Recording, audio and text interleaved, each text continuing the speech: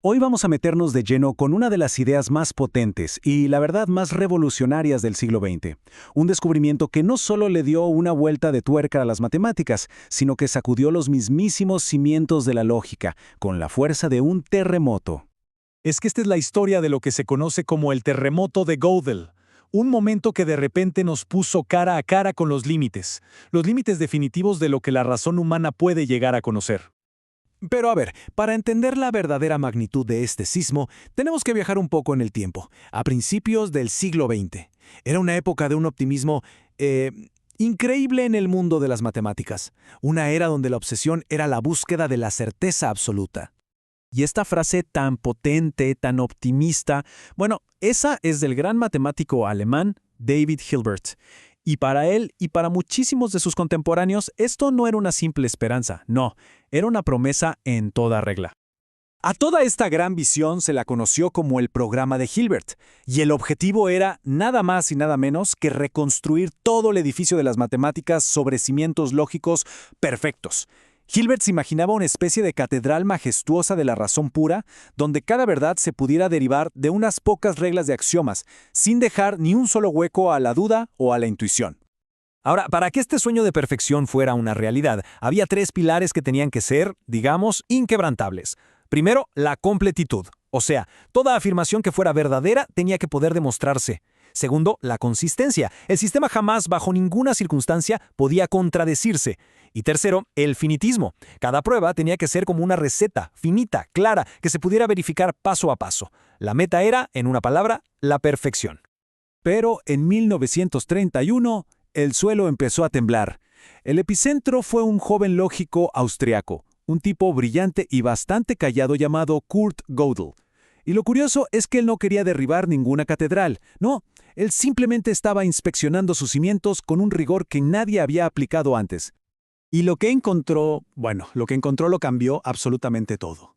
Gödel publicó dos teoremas que fueron como dos puñaladas directas al corazón del sueño de Hilbert. El primero decía que cualquier sistema matemático lo suficientemente potente siempre va a tener afirmaciones que son verdaderas, pero que son imposibles de demostrar dentro de ese mismo sistema. El segundo teorema fue todavía más demoledor. Demostró que ningún sistema de este tipo puede probar que es consistente. O sea, no puede probar que no tiene contradicciones. Y aquí está la disyuntiva fundamental que Gödel nos dejó. ¿Se puede tener un sistema matemático consistente? Sí, claro, uno que esté libre de contradicciones. Pero el precio que hay que pagar es que ese sistema, por definición, va a ser incompleto. Siempre van a existir verdades que están fuera de su alcance, que no se pueden demostrar con sus propias reglas. Consistencia o completitud, no se pueden tener las dos, punto. La pregunta es, ¿cómo diablos demostró algo así? Es que es uno de los argumentos más ingeniosos de toda la historia del pensamiento, porque Gödel no atacó el sistema desde afuera, no, usó la propia lógica del sistema en su contra. Su golpe maestro fue una genialidad, una maniobra de autorreferencia increíble. Creó un sistema de codificación súper ingenioso que hoy conocemos como numeración de Gödel, que básicamente le asignaba un número único a cada símbolo y a cada fórmula matemática. Y esto le permitió hacer algo que hasta entonces era impensable, escribir fórmulas matemáticas que hablaban sobre otras fórmulas. Por primera vez, un sistema formal podía hablar de sí mismo. Y con esta herramienta, Gödel pudo construir esta afirmación tan peculiar. Una frase que, en esencia, viene a decir, esta fórmula no puede ser demostrada. Una locura. Y aquí es donde la trampa se cierra. A ver, pensemos en las dos únicas opciones. Si el sistema de alguna manera logra demostrar este enunciado, entonces el enunciado es falso, lo que significa que el sistema es inconsistente, porque está demostrando cosas falsas, mal. Pero, si el sistema no puede demostrar el enunciado, entonces el enunciado es verdadero y acabamos de encontrar una verdad que el sistema es incapaz de probar. Jaque mate. Es una trampa lógica perfecta, ineludible. Y ese es el dilema central, ¿no? Es que un sistema formal no puede simplemente como dar un paso afuera de sí mismo para garantizar que es verdadero. Es como si un pintor quisiera pintar el marco que sostiene su propio lienzo, pero desde adentro del cuadro. Es imposible. El marco siempre está fuera de la pintura. Ese límite es simplemente ineludible. Pero ojo, el impacto de Gödel no se quedó ahí, en el mundo abstracto de la lógica, para nada. Años más tarde, otro genio, el británico Alan Turing, iba a descubrir que este mismo límite fundamental tenía un eco muy real y muy práctico en el mundo que apenas estaba naciendo, el de la computación. Lo que hizo Turing fue básicamente traducir el trabajo de Gödel. Lo llevó del idioma de la prueba al idioma del cálculo. Donde Gödel encontró la incompletitud, o sea, el límite de lo que se puede demostrar, Turing encontró la indecidibilidad, que es el límite de lo que una máquina puede calcular. Eran dos caras de la misma moneda, dos caminos que llevaban al mismo límite fundamental. El ejemplo más famoso de Turing es el llamado problema de la parada. Y la pregunta que plantea suena bastante simple.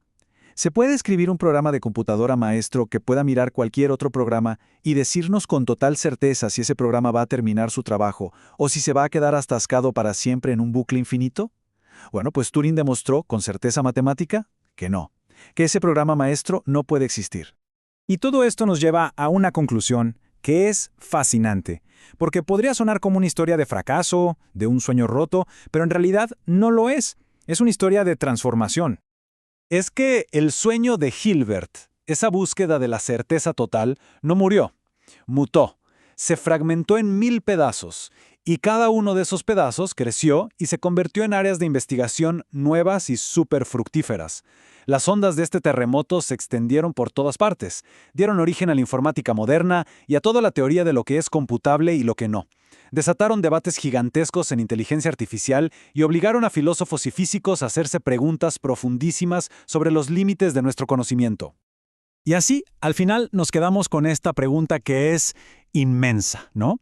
¿Puede un sistema, sea cual sea, un lenguaje, un marco lógico, o quizás hasta nuestra propia conciencia, llegar a comprenderse plenamente a sí mismo desde adentro? Bueno, Gödel y Turing nos dieron una respuesta bastante clara para la lógica y para las máquinas. No, y gracias a ellos, hoy sabemos que la razón, a pesar de su increíble poder, siempre tendrá sus misterios.